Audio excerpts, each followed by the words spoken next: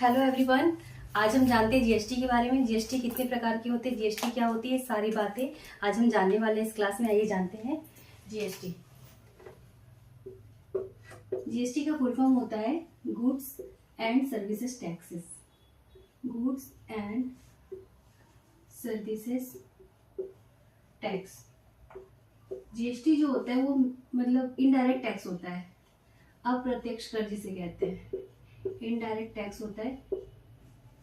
सबसे पहला जीएसटी लागू करने वाला जो देश था वो था फ्रांस। 1954 में लागू किया था। अभी टोटल 175 कंट्री जो है वो जीएसटी लागू की हुई है। 175 कंट्री। हमारा भारत कितने नंबर पे? हमारा भारत 161 का देश बना था। 161 नंबर पे जीएसटी लागू करने वाला देश बना था भारत। ठीक है। अगर आपसे क्वेश्चन पूछा जाए कि सबसे पहला राज्य कौन बना था जीएसटी लागू करने वाला, तो वो था असम, फिर बिहार, फिर तेलंगाना।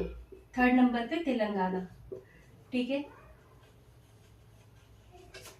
हमें जीएसटी कितने प्रकार का होता है? जीएसटी मेनली 4 तरह का होता है। 4 टाइप का होता है जीएसटी। ठीक है। There are 4 types of GST. सबसे पहला जो होता है वो होता है आईजीएसटी। सेकंड होता है यूटी जीएसटी।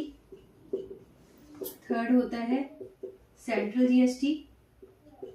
फोर्थ होता है एसजीएसटी। आप जब कोई मॉल में कुछ सामान लेने जाते हैं तो आप देखिएगा ये चारों में से कोई एक टैक्स उसमें लगा होता है। आप एक बार ध्यान दीजिएगा। ठीक है। आईटीजीएसटी का फुल फॉर्म होता है इंटीग्रेटेड गुड्स सर्विसेज टैक्स। ठीक है। Integrated goods services and tax. इसमें क्या होता है, एक राज्य से दूसरे राज्य में अगर आप सामान बेचते हैं तो उसका टैक्स, उसमें लगने वाला टैक्स। यूटीजीएसटी में यूनियन टेरिटरी यानी कि केंद्र शासित प्रदेश में लगने वाला टैक्स। सीजीएसटी यानी कि सेंट्रल गवर्नमेंट का जीएसटी। और फोर्थ आता है एसजीएसटी मतलब स्टेट का जीएसटी। ठीक है। आप समझ गए इसे। आइए नेक्स्ट जानते हैं। अगर मैक्सिमम टैक्स रेट के बारे में जाना जाए, मैक्सिमम टैक्स रेट तो वो है 28%। 28%। ठीक है। और जीएसटी लागू करने का मुख्य उद्देश्य क्या होता है? कर प्रणाली को सरल बनाना। जीएसटी का मुख्य उद्देश्य क्या होता है? कर प्रणाली को सरल बनाना।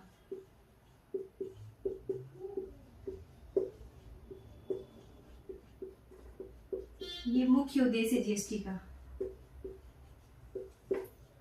मुख्य उद्देश्य जीएसटी का है। ठीक है।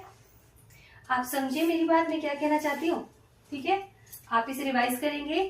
Thank you.